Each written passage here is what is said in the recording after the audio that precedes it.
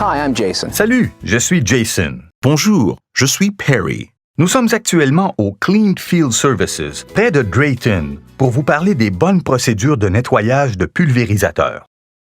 Il a toujours été important d'utiliser une bonne procédure de nettoyage de pulvérisateur pour éviter les dommages résiduels aux cultures, mais avec certains des nouveaux caractères et certaines des nouvelles compositions chimiques qui arrivent, ce sera encore plus important.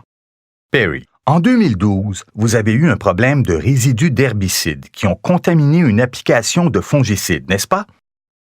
Oui, ces résidus ont porté atteinte à des milliers d'acres de plantes de grande culture, ainsi qu'à notre réputation. Il faut toujours suivre le mode d'emploi qui figure sur l'étiquette pour le nettoyage des pulvérisateurs. Mais que fait-on quand l'étiquette n'est pas claire? Certains opérateurs de pulvérisateurs effectuent un rinçage unique de la cuve et des canalisations en utilisant beaucoup d'eau. Voyons si c'est efficace. Voici notre parcelle de comparaison. Du soya, sur lequel on a pulvérisé une pleine dose de dicamba.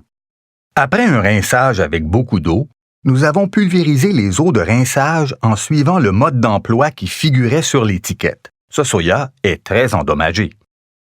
Alors, au lieu de rincer une fois avec une cuve pleine d'eau, il vaut mieux rincer 3 fois avec peu d'eau?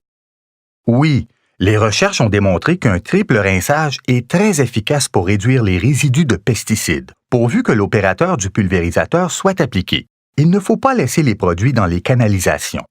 On a démontré qu'ils formaient des résidus, qu'ils corrodaient des pièces du pulvérisateur et qu'ils pénétraient même dans certains plastiques.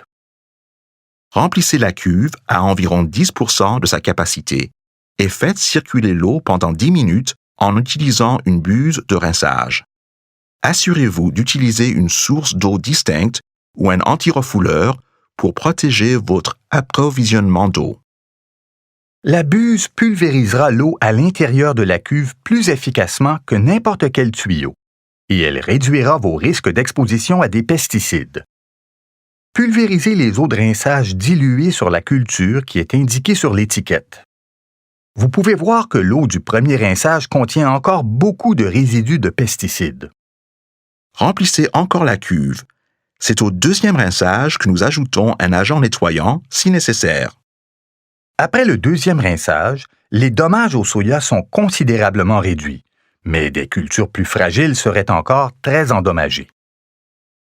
Après le troisième rinçage avec peu d'eau, il n'y a plus de différence visible entre la parcelle sur laquelle nous avons pulvérisé les eaux de rinçage et la parcelle témoin. Assurez-vous d'ouvrir les extrémités de la rampe quand vous nettoyez votre pulvérisateur. Vous pouvez rendre cette tâche plus facile en installant des valves dans les capuchons d'extrémité ou en installant des corps de buse aux extrémités de la rampe. Nous avons modifié l'équipement en mettant des corps de buse aux extrémités de la rampe pour ne plus avoir de bout difficile à nettoyer. Nous avons fabriqué une rampe transparente pour voir l'intérieur de ces extrémités. Vous pouvez voir que la matière colorante rouge ou les pesticides ne vont nulle part. Il est crucial d'ouvrir les extrémités de la rampe pendant le nettoyage. Donc, en effectuant un triple rinçage, y compris de toutes les canalisations, en ouvrant les extrémités de la rampe, en rinçant les buses, les crépines, les filtres ou les systèmes à débitmètre double, on devrait réduire suffisamment les résidus de pesticides. Vous ne devriez pas avoir de problème de résidus lors de votre prochaine pulvérisation.